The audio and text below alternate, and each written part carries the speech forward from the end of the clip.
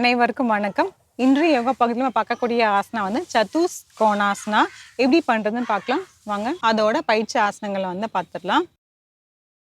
முதல்ல வந்து இப்படி சுக்காசனாவில் உட்காந்துக்கோங்க. உட்காந்துட்டு இந்த வலது காலை மட்டும் எடுத்து இப்போது இந்த இடது கையில் இந்த எல்போ இருக்குது பார்த்தீங்களா, அதில் வந்து நம்ம இப்படி வைக்க போகிறோம். வச்சுட்டு இந்த கையை இப்படி வச்சுக்கோங்க. இன்னொரு கையை இந்த காலை தாண்டி வந்து இப்படி சுற்றி இப்படி பிடிச்சிக்கோங்க. நீங்கள் இப்படி கை இப்படி வச்சாலும் சரி, இல்லைன்னா இப்படி கை கோத்துட்டு இருந்தாலும் சரி, முதுகு தண்டை நேராக வச்சுக்கோங்க. அதே மாதிரி கால் வந்து இப்படி வந்து இப்படி ஸ்லாண்டிங்காக இருக்கக்கூடாது. நல்லா இப்படி தூக்கி இந்த மாறு பகுதிக்கு நேராக அந்த காலை தூக்கணும். பார்த்தீங்கன்னா இப்போ உங்களுக்கு ஒரு 7 மாதிரி ஒரு போஸ் வந்து இப்படி கிடச்சிரும். இது இப்படி வச்சுட்டு இப்படி கால்களை வந்து இப்படி வந்து ஆட்ட போகிறோம். இதுக்கு வந்து பேபி ராக்கிங்னு சொல்லுவாங்க. அதாவது குழந்தைய வந்து இப்படி தாளாட்டுறோம் பார்த்தீங்களா, அதை மாதிரி வந்து வரும். இது பண்ணும்போது என்ன ஆகும் பார்த்தீங்கன்னா, இந்த இடத்துல வந்து உங்களுக்கு ஸ்ட்ரெச் கிடைக்கும். அது இல்லாமல் இந்த கிராயின் ஏரியா சொல்கிறோம் இல்லையா, அந்த இடத்துலையும் வந்து உங்களுக்கு நல்லாவே ஸ்ட்ரெச் கிடைக்கும். கால் வந்து நல்லாவே வந்து தளர்வு அடைஞ்சிரும். அப்போ நம்ம ஆசனா பண்ணுறதுக்கு நம்ம ரொம்ப ஈஸியாக இருக்கும். இது வந்து நீங்கள் எவ்வளோ நேரம் வேணாலும் பண்ணலாம். இந்த மேல் தூக்கி இப்படி வச்சு பண்ணலாம். தளர்த்திக்கலாம். ஆழ்ந்த மூச்சை உள்ளே இழுத்து வெளியே விடலாம். அதே மாதிரி இப்போ இடது பக்கம் செஞ்சிடலாம். இந்த காலை ஒரு காலை வந்து நீங்கள் இப்படி மடக்கியும் வச்சுருக்கலாம், இல்லைன்னா இன்னொரு காலை வந்து நீங்கள் அப்படியே நீட்டியும் வச்சிடலாம். அது உங்களுக்கு வந்து எப்படி கம்ஃபர்டபுளாக இருக்கோ அதுக்கேற்ற மாதிரி நீங்கள் பார்த்துக்கோங்க. இப்போ இடது காலை எடுத்துகிட்டு வந்து வலது கையில் இந்த எல்போ பக்கத்தில் இப்படி வைக்கிறோம். வச்சுட்டு கை வைக்கிறோம். இது கையை இப்படி சுற்றி வந்து இது பண்ணுவாங்க. சில பேர் பண்ணும்போது இப்படி பண்ணுறாங்க. அது பண்ணுறதுக்கு போது நீங்கள் இப்படி பண்ணிங்கன்னா கொஞ்சம் உங்களுக்கு கரெக்டாக அந்த போஸ்டர் வந்து கரெக்டாக வந்துடும். அதேமாதிரி கால் இப்படி இருக்கும்போது மேலே தூக்கிக்கோங்க. முதுகு தண்டு நேராக இருக்கணும். இப்படி வந்து அப்படியே வந்து ஸ்விங் பண்ணணும். இதை வந்து நீங்கள் நிறைய டைம் வந்து செய்யணும். செய்ய தான் காலுக்கு வந்து காலும் இந்த ஏரியா இந்த மசில்ஸ் இருக்கிற இடம் வந்துலாம் உங்களுக்கு நல்லாவே வந்து தளர்வடைஞ்சிரும். இப்போ நம்ம இங்கே வந்து கொஞ்சம் நேரம் தான் பண்ணுறோம். தளர்த்திக்கலாம். ஆழ்ந்த மூச்சை உள்ளே இழுத்து வெளியே விடலாம்.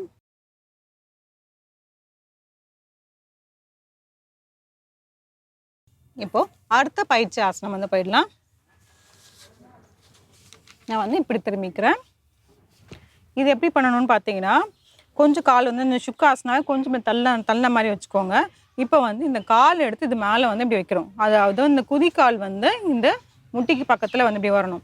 அதே மாதிரி இந்த காலோட குதிக்கால் வந்து இடது காலோட குதிக்கால் வந்து மேலே வந்து வலது காலோட முட்டி பகுதியை வைக்க போகிறோம்.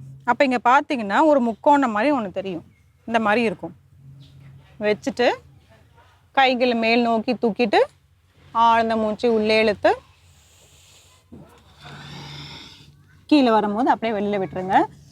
இதில் வந்து என்ன பண்ணுன்னா, நல்லாவே உங்களோட மார்பு பகுதி நல்லா இப்படி கீழே வந்து கை நல்லா இப்படி எக்ஸ்டெண்ட் பண்ணுங்கள். எக்ஸ்டெண்ட் பண்ண பார்த்தீங்கன்னா இந்த முதுகு தண்டு நல்லா இப்படி நீட்டி வந்துடும். நீட்டும் போது என்ன ஆகுன்னு பார்த்தீங்கன்னா, இந்த இடத்துல வந்து உங்களுக்கு ஒரு இழிவுத்தன்மை வந்து ஏற்படும். இது பண்ணும்போது வந்து உங்களுக்கு தெரியும். அது பார்க்குறேங்க. நல்லா கை உங்களுக்கு எவ்வளோ எக்ஸ்டெண்ட் பண்ண முடியுமோ நல்லா எக்ஸ்டெண்ட் பண்ணி வச்சுட்டு முடிஞ்சால் உங்களோட நெற்றி பகுதியை கீழே வைங்க. வைக்க முடியலனாலும் பரவாயில்ல. 1 2 3 4 5 6 7 8 9 10. தளர்த்திக்கலாம். ஆழ்ந்த மூச்சை உள்ளே இழுத்து வெளியே விடலாம். இப்போ அப்படியே வந்து காலை வந்து மாற்றி வச்சுக்கலாம். இப்போ மேலே இருந்த கால் கீழே, கீழே இருந்த கால் மேலே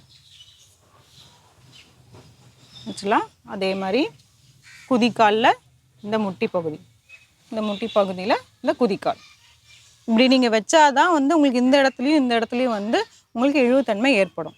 அப்போ நம்ம இந்த பண்ண போகிற ஆசனாக்கு வந்து ரொம்ப சுலபமாக இருக்கும். கைகள் மேல் நோக்கி தூக்கிக்கோங்க. முதுகு தண்டு நல்லா மேலே நீட்டிக்கோங்க. மூச்சு எடுத்துக்கலாம். கீழே வரும்போது மூச்சு விட்டுருங்க. 1 2 3 4 5 6 7 8 9 10. தளர்த்திக்கலாம்.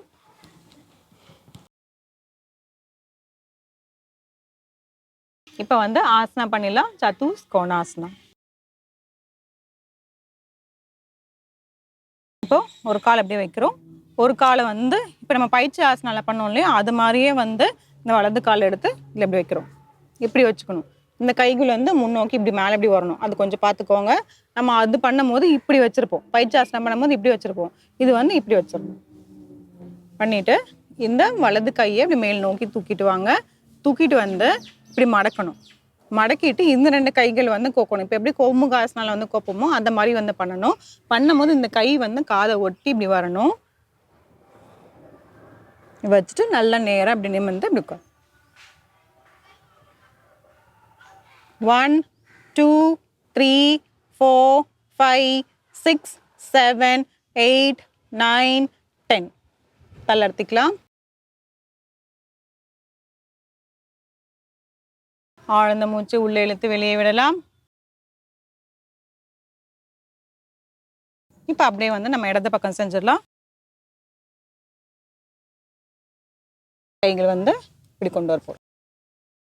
கொண்டு வந்து இப்படி நேராக வைக்கிற மாதிரி பார்த்துக்கோங்க. இந்த கைகள் மேல் நோக்கி தூக்கிட்டு தலையை தாண்டி இப்படி இப்படி பிரிச்சுட்டு வைக்க போகிறோம்.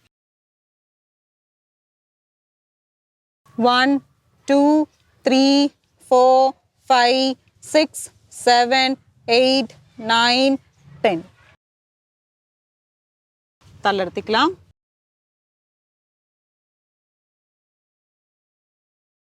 ஆழ்ந்த மூச்சு உள்ளே இழுத்து வெளியே விடலாம்.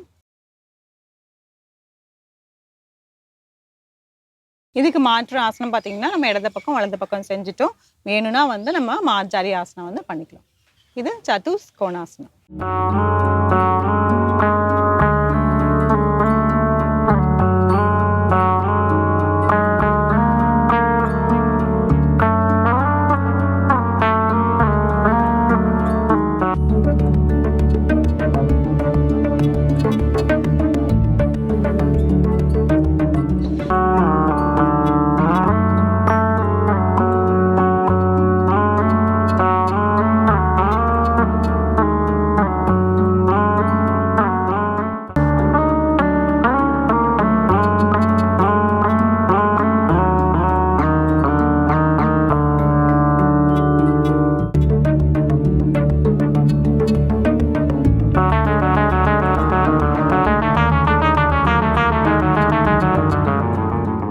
சதுஷ்கோணாசனா அதுக்கு முன்னாடி வந்து நம்ம பயிற்சி ஆசனங்கள்லாம் பார்த்துட்டு இருந்தோம். அதாவது வந்து ஒரு ஃபயர் பாக்ஸ் அப்படிங்கிற மாதிரி சொல்லியிருந்தீங்க. அந்த மாதிரி வந்து அதாவது ஒரு முட்டிக்கு மேலே ஒரு ஹீல் கீழே வந்து ஒரு முட்டி அந்த மாதிரி வரும்னு சொன்னீங்கன்னா அது பேர் வந்து ஃபயர் பாக்ஸ் இல்லைன்னா ஃபயர் லாகுன்னு சொல்லிட்டு சொல்லுவாங்க. அதாவது நம்ம ஓமெல்லாம் வளர்ப்பாங்க பார்த்தீங்களா அந்த மாதிரி வந்து அது இருக்குங்கிறதுக்காக அந்த ஆசனாக்கு பேர் அப்படி வச்சுருக்கோம்.